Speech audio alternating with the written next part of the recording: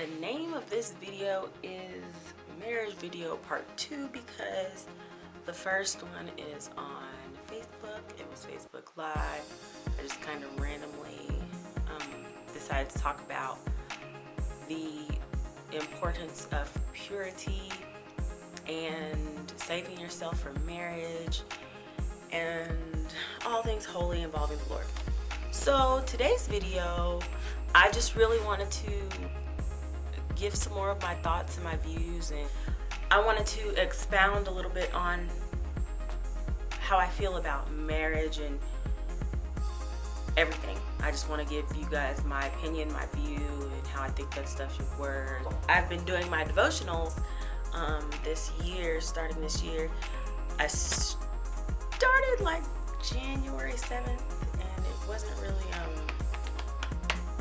on time, but I've been doing it and I've been on track and I'm enjoying myself. I'm learning so much. It's called the Bible in 1 Year plan on YouVersion Bible app. If you're familiar, I would highly recommend it. It takes about 20 to 30 minutes out of your day. I do it midday, sometimes in the morning if I have time, but most of the times in the morning I don't have time. I do pray in the morning, but you know, my view on marriage has changed so much from growing up to now, even through like my 20s, I'm 25. But being in the military changed my views for a while. Being in the military, being a young airman, being surrounded by people who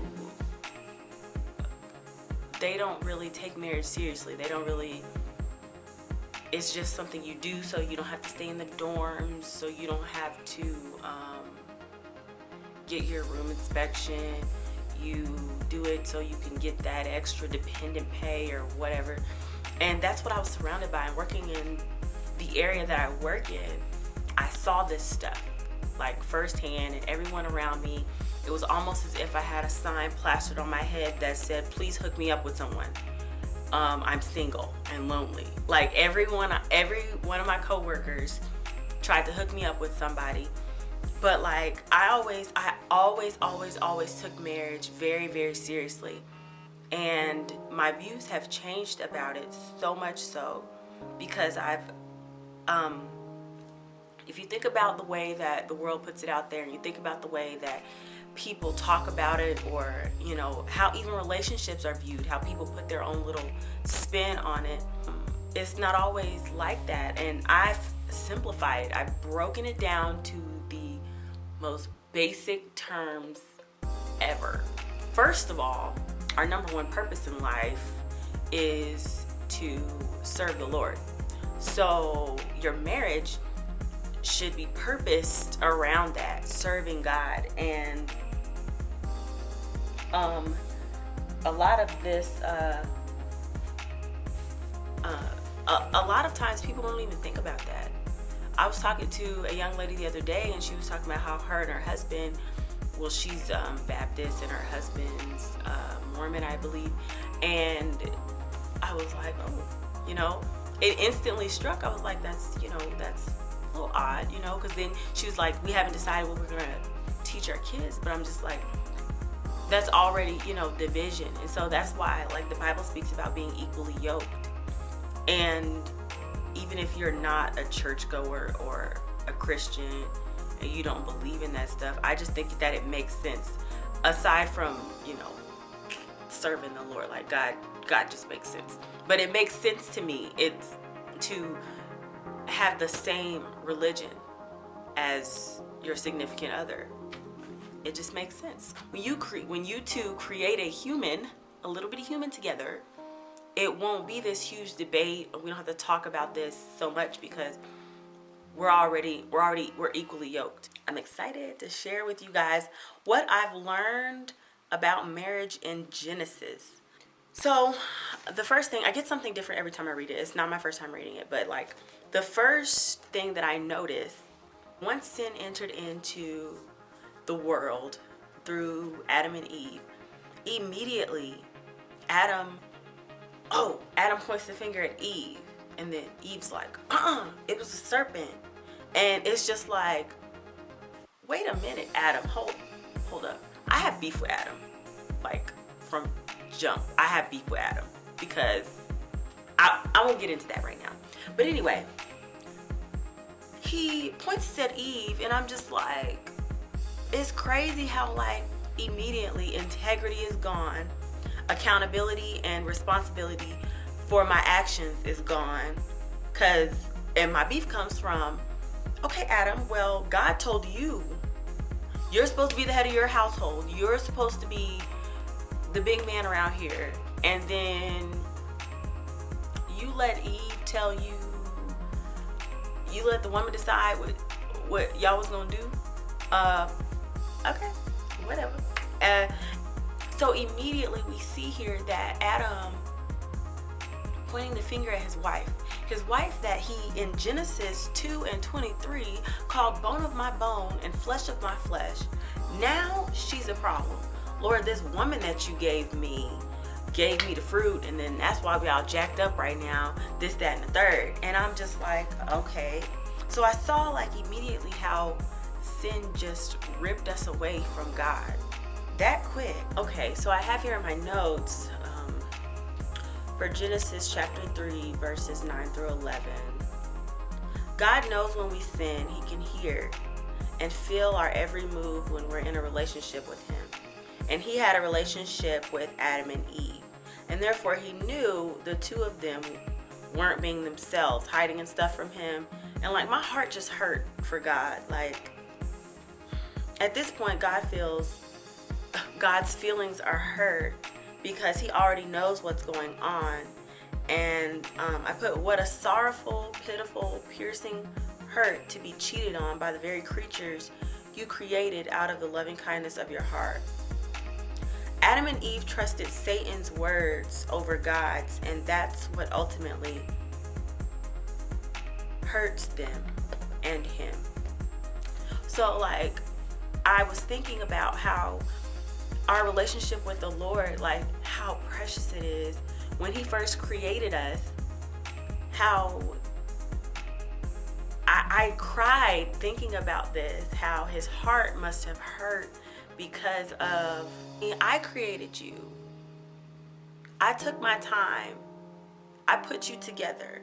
I breathed life into you, my children. And then you decided that you didn't want to trust what I was telling you anymore. You decided that somebody else made more sense than I did. You decided that and he gave us that choice because he wanted us to choose him. It's not like, I want to make you love me. It's not, I don't want to make, who wants to be in a relationship where you got to make somebody love you?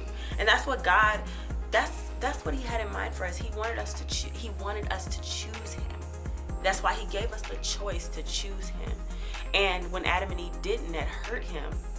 And I'm getting emotional just thinking about it right now. And the Lord felt cheated on. That's how I think about it. Because when you're cheated on, like, that sucks. Because you let somebody else in to your intimate parts. And that's pretty much what happened. They let Satan decide what someone they love had already told them was not okay. I won't go any further on that. As for Abraham and Sarah, Sarah was a loyal and faithful wife.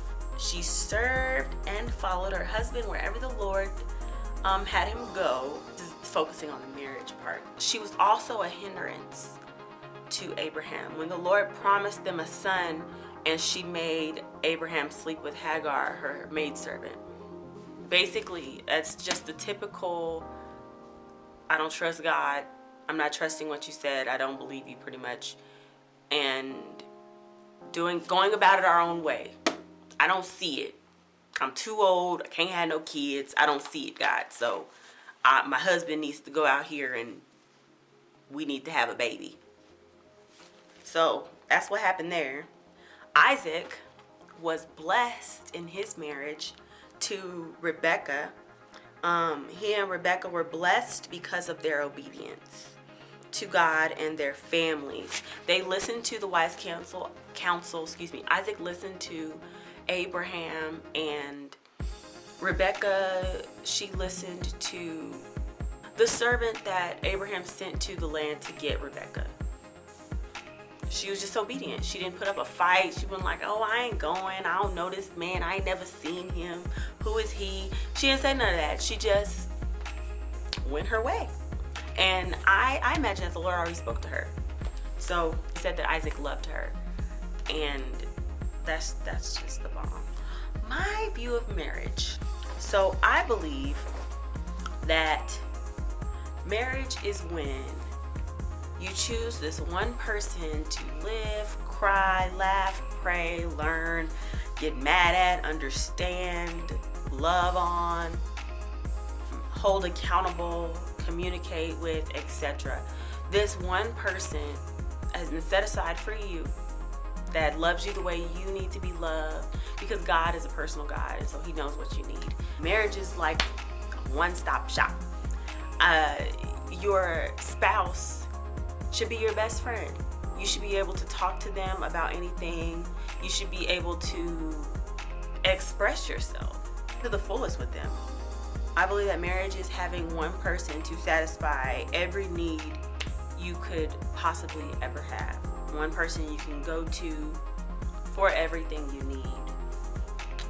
I believe that marriage is being able to be vulnerable and not hold back anything. You're sharing your entire life, the world, and your problems with this one person.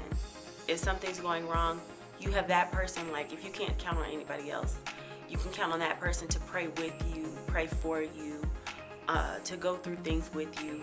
And I think marriage is sharing everything. It's sharing the Lord, sharing, of course you have your individual relationships with the Lord, but like I wholeheartedly believe marriage is an absolutely beautiful thing. I believe it was created to make us more holy and not necessarily happy. When you think about it, marriage conforms you and confines you to one individual. And so if we didn't have marriage, the world's quite like that today, but just how we have like people being promiscuous, and you're scattered. And because there's soul ties, when you have sex, that's a soul tie. And so you got all these different spirits trapped inside of you because went into that spirit or let that spirit into you. And so now you're stuck with this. Whereas in marriage, that soul tie is a healthy soul tie. And so when you get intertwined and interlocked with that one individual, you're like one person. You form as one, and you communicate, and you feel what they're feeling. You're thinking what they're thinking. It's just the whole, everything that you would need in a relationship to hold you together. And that's what a soul tie is supposed to be for. That's why God created sex. That's why he created soul ties, so that you would have that strong bond with one person and doing the honorable thing and getting married and having that with that one person, and so that you'd be unbreakable, and through kids, through bills, through everything. So yeah, that's pretty much it. That's pretty much all I had to share with you guys. I think I got up to like the 34th chapter of Genesis. I was listening to it while I was doing my hair, and I think I was listening to like the NIV, but it's so good. You should do it. Try it, pick it up. The Bible Plan, the U version, that's good stuff too. That's really good stuff. I would definitely recommend getting into that. So that is all I have for you tonight, or today, or whatever it is right now for you. And I appreciate you watching. I've been fasting from Facebook, so that's why this is not on Facebook Live, because I would have done this a long time ago. But I've been fasting from Facebook, and I have only been drinking water, and I haven't been eating after 6. Oh, and I'm fasting from sweets. So like, this is my life without sugar. all for a good cause. The Lord is dragging me through. I'm so excited about the things that I've given to him to answer, like the prayers I need answers for, and just the things that I need him to do. And I'm sacrificing because, that's what fasting is for. Sacrificing because I'm serious about this, Lord. So our entire church is fasting. It ends on the 1st of February. I love you, and I hope that you continue to watch my channel, my Facebook, wherever this is. Have a wonderful and blessed day. May the Lord watch between me and thee while we're absent one from another.